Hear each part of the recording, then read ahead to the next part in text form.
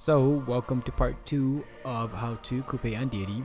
And this part, we're mainly going to talk about the Toas and just some late game strategies that you can use to just really help yourself out. And yeah. So, those who haven't seen my first video yet, there will be a link down at the bottom for that. You should really go check it out.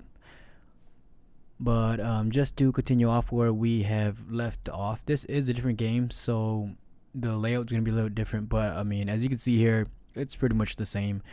I started my city out over in this section over here, and then we ended up taking over Hattusa, Fez, Nazca, Mohenjo-daro, Hong Kong, Bologna, and then now we're gonna move on to Gazar-Gamu, Namado, and Babylon.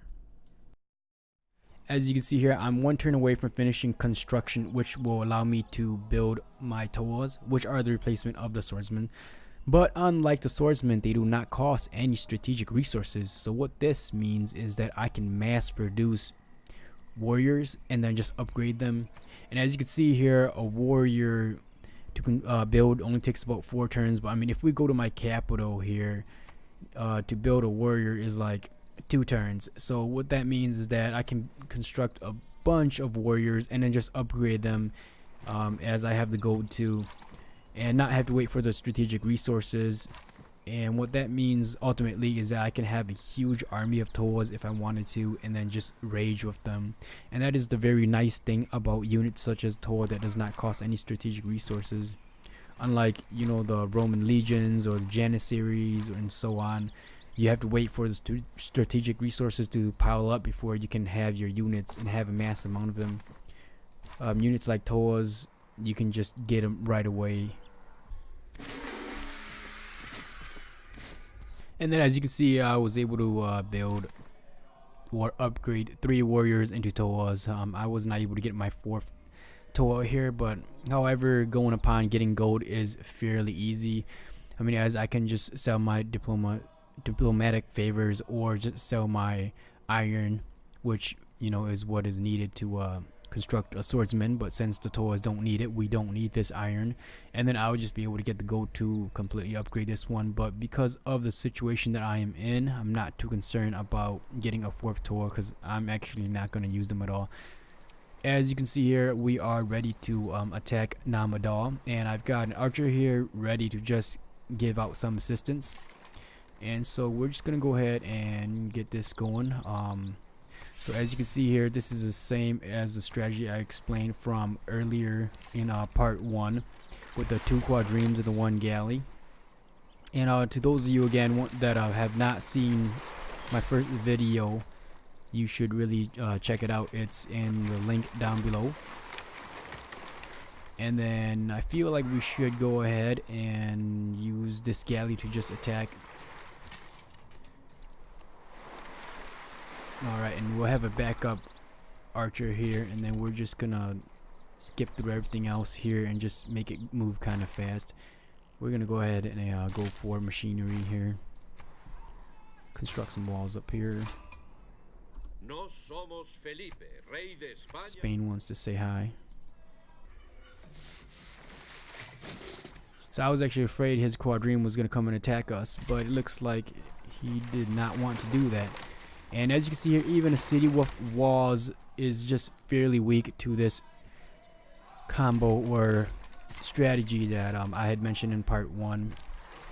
And like I mentioned before, to get more information on that, there will be a link down below. And then there you go, we have captured that city. Alright guys, so it's been some turn past here. We've expanded quite a bit, but to continue talking about the Toas here, I don't think I've mentioned their abilities here, so I'll mention that really quick. So the Toa gives the ability to give out a -5 combat strength to any enemy units that are next to it, or, you know, in the tile next to it, which I believe is actually a whole lot better than being 5 combat strength stronger than its replacement, like the swordsman, because being 5 stronger just means being 5 stronger. But when you make it that the enemy unit receives -5 combat strength, that pretty much means that all of your unit gets +5 combat strength that is fighting with the Toa. right? So I mean, give or take, it's, I believe in my opinion, a lot better, and especially with one of this tip or strategy that I'm going to show you here in a minute. And then the Toa can also construct Pa, which is pretty much a fort. It has the same benefit as a fort. The only thing about it is that it can heal the Toa as the Toa sits in there, whether the Toa has attacked or not, or have just moved into that area. It will heal. The Toa will be able to heal itself. Alright, so some of you may or may not know this. Probably know this by now, but me at the beginning, I thought that maybe the Toa's ability only affected units on land. But as you can see here, I'm going to show you guys right here with this frigate. If I was to attack this quadrireme right here, as you can see in the bottom right or towards the bottom center there, that quadrireme still receives a -5 combat strength because it is next to my Toa. And you know, it doesn't matter if my Toa is on land or in the water, whatever it is next to, any attacking unit, it will give it a -5 combat strength. Now the reason why the -5 combat strength, in my opinion, is better than the +5 to the unit itself, right? Like for example, if the Toa was just to have a +5 combat strength stronger than its replacement swordsman, is because the Toa, so as you can see here, I've got a combination of musketmen and Toas, and the reason is because I'm not going to get rid of these Toas. I'm going to keep them till the very end of the game, and the reason being is because I can bind them with naval units, right? Because on land later on in the game, the Toas they're going to get killed like in one hit, right? So but if I was able to bind it to like the latest naval unit that I have, you know, which is whether that's a frigate or, you know, ironclad or missile cruiser or so on, if I was to chain it together with that, that means the Toa can't get attacked. And so that means that, you know, I can carry that Toa around and, you know, have it be in a tower next to any land unit just to weaken that land unit, so that my land unit can have that advantage, or even, you know, be next to naval units and give my naval units that advantage of having, you know, pretty much 5 more strength than the opposing. And then another thing that is really nice about the Toa is, as you can see here, this tile has been pillaged, and so the Toa can go and repair pillaged tiles. So, you know, having a unit that's not a builder to just be able to go around and repair tiles and just be able to carry it with you. And now onto some mid to late game tips and strategy here. So as you can see here, I'm in the citizens management screen, and I just wanted to show the harbor and the commercial hub difference here, because as playing on a sea-based map, I highly recommend you constructing as many harbor as you can. And you know, in my opinion, I just think that harbors are a lot better than commercial hubs, right? So as you can see here, citizens not working this tile gives out 2 gold, right? This is a commercial hub. And then a citizen not working the harbor tile gives out 4 gold. So I mean, you'll just be able to get more gold. And you know, of course, you can get more gold if you have a citizen working the commercial hub tile. And you know, you will not get as many with the harbor, but you do get the +1 science, which is really nice, you know, to advance yourself in science. But the thing is that gold is going to be very important, especially to like purchase troops and so on in the later games. So you're just better off constructing harbors, and you know, any of your inland city, you know, especially playing as Coupe, any of your inland city, you just want to construct a harbor so that you can have access to build any naval units. And it's really important to rush to the technology that allows you to construct frigates, right?